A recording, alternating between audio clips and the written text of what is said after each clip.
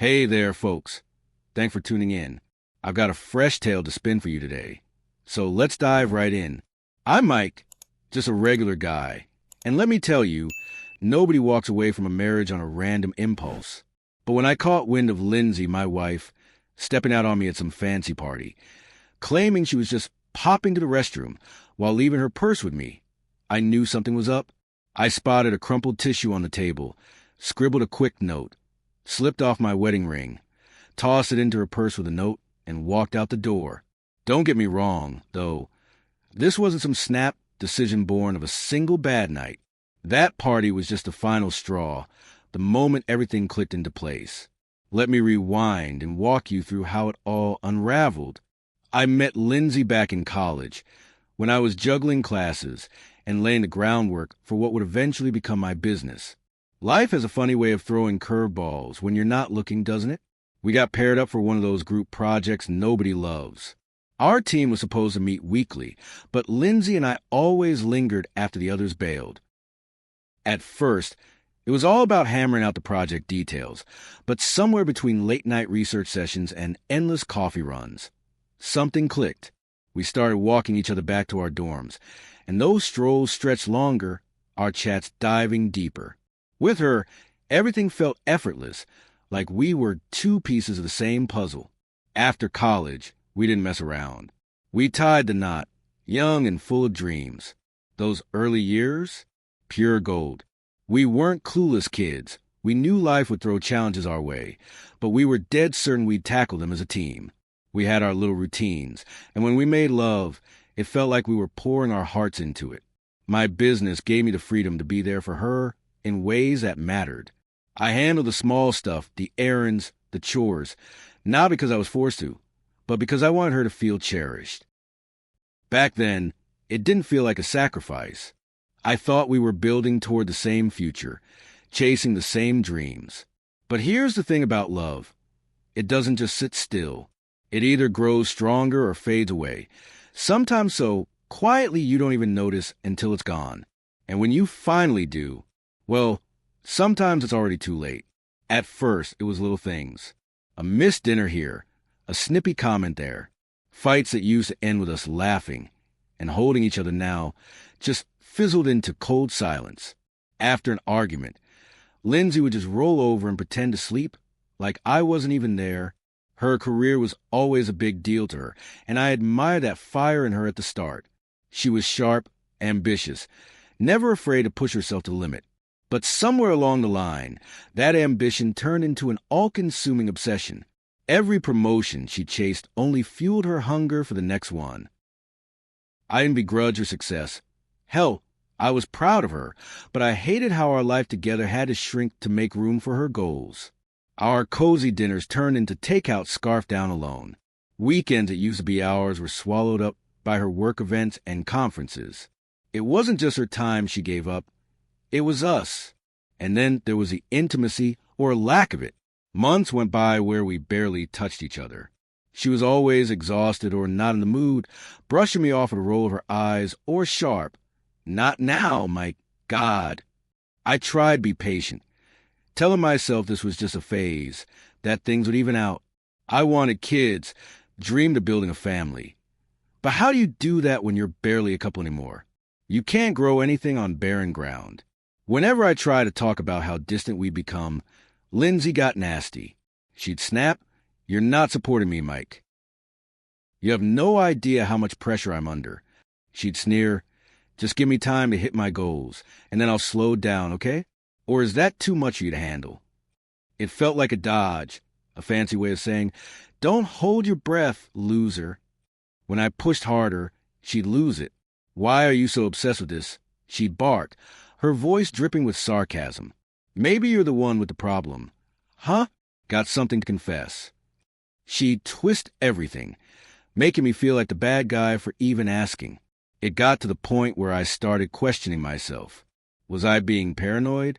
There were these little red flags, like this one guy's name that kept popping up on her phone. Late night calls, texts at all hours. She'd slip out of the room to answer, always with some excuse. "It's just work, Mike. Relax." If I asked twice, she'd bite my head off. What's with a third degree? Don't you trust me? She'd scoff, her tone sharp enough to cut. If I kept at it, she'd flip the script, accusing me of hiding something. Every conversation left me more drained, more confused, like I was trying to build a bridge with someone who kept setting it on fire. Eventually, I stopped bringing it up. Not because I stopped caring, but because I was tired of the same old fight, the same old distance growing between us. By the time we hit our 6th-year marriage, I was at my breaking point, worn down by her cruelty and those mocking little jabs that made me feel small. Something had to give. From the outside, our life looked like a picture-perfect postcard. We had a nice house, solid bank accounts, and careers that turned heads. But step inside our home, inside our marriage, and it was a hollow shell. Still, I couldn't bring myself to just walk away. Divorce crossed my mind more times than I care to admit. My business was thriving, and Lindsay, she clawed her way up the corporate ladder faster than either of us ever imagined. I was proud of her, sure, but all that success left us emotionally broke. We had money, status, the works, but no connection. Even so, something about torching everything we'd built together felt like burning down a home we'd spent years making our own. I kept replaying the good times, clinging to the stubborn hope that if we'd had that spark once, maybe we could dig it up again. Maybe she was just so buried in her career that she couldn't see what she was tossing aside. So I decided to give it one last shot. One night, I sat her down on our living room couch and laid it all out. Lindsay, what if we tried couples therapy? I feel like we're off track, and maybe we need a little help getting back to us. She let out this sharp, mocking laugh that cut right through me. Therapy? Seriously, Mike? What? You think we're some broken-down soap opera couple now? I tried to explain, saying maybe an outside perspective could remind us why we got married in the first place, help us find our footing. She rolled her eyes, stood up and sneered, "Our marriage isn't that pathetic that we need some shrink to fix it. God, get a grip." Then she stormed off, leaving me sitting there, stunned. That moment broke something deep inside me. I'd come to her with the last shred of hope I had, practically begging for a way forward, and she just spat it back in my face. That was the night I stopped fighting. I was done. In the days after, I pulled back hard. No more chasing her affection. No more planning date nights. No more little notes slipped into her bag to make her smile. That version of me was gone. Instead, I started looking into how to end things. Quietly, I got in touch with a divorce lawyer. Not to file papers right away, but to understand my options. I needed to know what walking away would look like, what I'd need to brace for. Even though I hadn't made the final call, just having those answers made the possibility feel real, like a door I could actually open. Deep down, I think I knew the end was coming, even if I wasn't ready to say it out loud. By that Wednesday evening, I'd been keeping my distance, and Lindsay noticed. You'd have to be clueless not to. I stopped starting conversations, stopped asking about her day, and when she rambled on about work, I just gnawed and moved on. I was done pouring energy into a sinking ship. That night, she came home earlier than usual, strutting into the house like she had some big plan. Without even changing out her power suit, she dropped her bag, marched over to where I was working at the kitchen table, and said, "So, there's this exclusive party Saturday night, my colleague's anniversary thing. You're coming with me." I just stared at her, thrown off. It was the last thing I expected her to say. For months, our weekends were just another workday for her. Endless seminars, networking brunches, events where I was never invited. Now, out of nowhere, she wanted to tag along to some fancy party. I didn't hide my skepticism. "No way, Lindsay. You know I hate those work parties. They're all fake smiles and shallow small talk. Everyone's just posturing, sizing each other up. Hard pass." She crossed her arms, her lips curling into that familiar, condescending smirk. "Oh, come on, Mike. You're always whining that we never do anything together anymore. Well, here's your chance. Or are you just going to keep sulking instead?" Her words dripped with mockery, like I was some petulant kid she had to drag along. She wasn't wrong. I've been saying we'd grown apart. But this felt like a trap, not an olive branch. I stared at her for a long moment, torn. Part of me wanted to shut her down again, avoid the inevitable awkwardness of her work crowd. But another part wondered if this was her trying, even if it felt half-hearted and way too late. Maybe she'd noticed how far we'd drifted, and was throwing me a bone, even a brittle one, so I gave a slow nod. Fine, I'll go. She flashed a smug little smile, like she'd won something, then sauntered off to change, leaving me at the table, second-guessing myself. Had I just signed up for a disaster, or was something about to shift? The night of the party rolled around, and Lindsay had sold it as a small gathering. Yeah, right. When we got there, it was clear small was a lie. It was intimate, sure, but curated to a fault. Everything screamed money and status. The room was packed with people who lived and breathed contracts, deadlines, and quarterly reports, all dressed to impress and flashing polished grins that didn't reach their eyes. I was surrounded by strangers at that party, all of them Lindsay's crowd. Her kind of people. Then this guy walked in, and I didn't recognize him until someone called out his name. Kevin. That name hit me like a punch to the gut. He was the one blowing up her phone at all hours, always with some urgent work thing that she dismissed with a smirk whenever I asked about it. Oh, Mike, stop being so dramatic, she'd snap, her voice laced with that condescending edge that made me feel like an idiot for even wondering. But when she spotted him, her whole vibe changed. It was subtle. Nobody else would have clocked it, but I knew her too well. She glanced down, then up again, plastering on this fake, polished smile she only used when she was hiding something. She sauntered over, all casual, and said, Mike, meet Kevin, just a work friend. Her tone was so smug, like she was daring me to make a scene. Kevin shook my hand, his eyes lingering on her a little too long, that sleazy grin of his making my skin crawl. He wandered off to mingle, but every few minutes I caught him stealing glances our way, thinking I was too dense to notice. Lindsay played it cool, acting like she didn't see a thing, but the air felt heavy with whatever they weren't saying. My gut was screaming that something was off, but I kept my mouth shut. About 40 minutes in, Lindsay leaned in close, her perfume sharp and overpowering, and purred, I'm just running to the bathroom, hon. She set her purse on the table with this exaggerated care, like she was putting on a show, and strutted off. I sat there, staring at her purse, and noticed her phone screen was still lit up. Curiosity got the better of me, and when I picked it up, I couldn't believe my luck. It wasn't locked. This was my shot to finally confirm the suspicions that had been gnawing at me for months. I opened her messages and went straight for the thread with Kevin. My heart was pounding as I scrolled, praying I was wrong, but knowing I probably wasn't. Then I saw the latest text. Meet me in the backyard. My stomach dropped. She hadn't gone to the bathroom. She was sneaking off to meet him. The betrayal hit me like a freight train, but that was just the start. I kept scrolling, and what I found ripped my heart to shreds. Months of texts, secret meetups, flirty messages, intimate details that made it clear this wasn't some fleeting thing. This was a full-blown affair, deliberate and calculated. I'd been kidding myself, thinking we were just stuck in a rough patch, when she'd been shoving me aside to make room for him. The worst part? Their messages showed they'd hit a rough spot recently. Just a week ago, they'd had some big fight, and from the text, it was clear Kevin wasn't even supposed to be here tonight.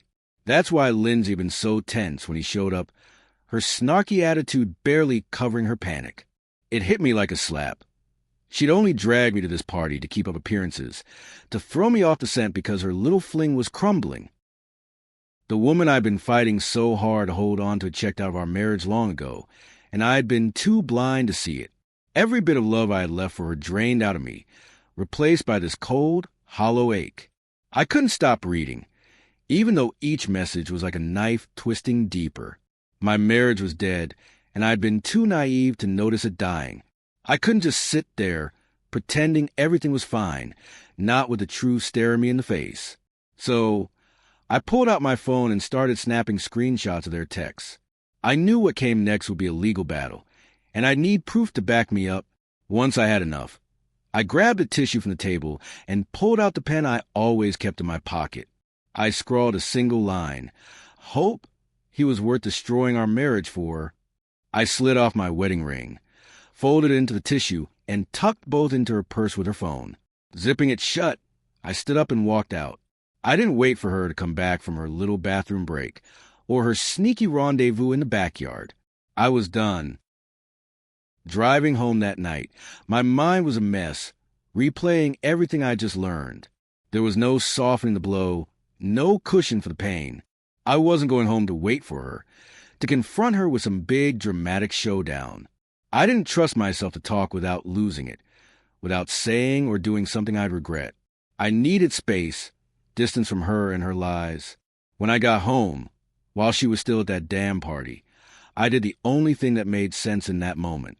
I grabbed a duffel bag and threw in the essentials: clothes, toothbrush, a few things to get me through. I turned off my phone, not wanting to deal with her calls, her fake excuses, or anyone else's questions. I just needed to vanish for a while, to figure out what came next. I had no clue when Lindsay would dig into her purse and find the note I'd scribbled on that tissue, or how she'd react to those words. Hope he was worth destroying our marriage for. Honestly, I was too numb to give a damn. It wasn't until Monday morning that I flipped my phone back on. I needed to call the divorce lawyer I'd spoken with before to get the ball rolling on ending this mess. The second my phone powered up, it buzzed like crazy for a solid minute. Voicemails, texts, you name it, from her friends, her family, everyone. I ignored most of them, but I rang my parents back. I laid it all out. She cheated, plain and simple. My dad stayed quiet, just listening, but my mom insisted I ditch the hotel I crashed at and come stay with them. So that's what I did. Packed up, left the life we'd built behind, and headed back to my roots to clear my head. Lindsay's messages were a flood of desperate spin. "There's nothing going on with him, Mike. You're blowing his way out of proportion," she texted, her words practically dripping with that smug, mocking tone she perfected. She tried to play it off like I'd misread everything, some big misunderstanding I was too dumb to see through. What struck me was how she never mentioned those damning texts I'd seen. She must not have realized I'd read them, which explained her cocky confidence, acting like she could gaslight me into believing her lies. But everything shifted when the divorce papers hit her. That's when it must have dawned on her that I had the receipts. Her tone flipped overnight. No more fake innocence, just claws and venom. Texas is a fault-based divorce state, and cheating isn't just a personal betrayal. It's a legal sledgehammer. Our house had both our names on it. And yeah, she might have out-earned me, but the court saw everything I'd done to prop up her career. All those years I bent over backward, keeping my schedule flexible to support her, building our life around her ambitions, that mattered. Her infidelity, that mattered even more. The judge didn't hold back. Lindsay got slammed with a ruling that forced her to buy out my share of the house, and not just what I'd put in more, because of her betrayal and my role in her success. I walked away with a fat settlement, enough to start fresh. I didn't throw a party or anything, but I sure as hell didn't feel guilty. Lindsay was livid, spitting fire. She tried to appeal, but it crashed and burned. Gone was a fake remorse. Now it was just accusations. "You drove me to this, Mike," she screamed in one voicemail, her voice sharp and cruel. "You were always nagging, always fighting, never getting how much I needed my career. You made me feel so alone, you controlling jerk." I didn't bite back. There was no point arguing with someone who'd rewrite history to dodge her own mess. I blocked her number and moved on. You can't keep cleaning up someone else's chaos. Word got around that she started spinning tales, playing the victim, telling anyone who'd listened that I was some controlling monster who'd abandoned her. Typical Lindsay. When she lost control of the story, she just made up a new one. I wasn't about to let her drag my name through the mud. So I had my lawyer send a cease and desist letter, sharp and loud enough to shut her up for good. After that, she went silent. I never heard from her again. Looking back now, the rage I felt in those first days has faded. Back then, it was like everything I believed in, our love, our life, had crumbled to dust in my hands. I won't sugarcoat it. It damn near broke me. But time is a way of smoothing out the jagged edges, letting you breathe again. I'm not saying I'm dancing through life now, all happy and carefree. That's not how this works. But I've got peace, and that's worth more than I ever realized. As I sit here, rebuilding my life, I can't help but smile a little, knowing I walked away with my head held high. Lindsay, from what I hear, she's stuck stewing in regret, her perfect little world unraveling without me to hold it together. This whole ordeal taught me something I didn't see coming. Surviving isn't just about getting through the worst days.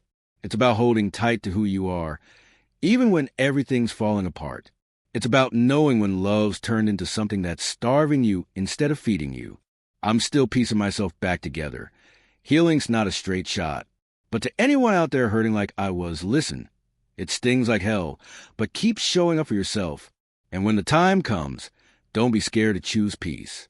Sometimes, the strongest move you can make is to just walk away.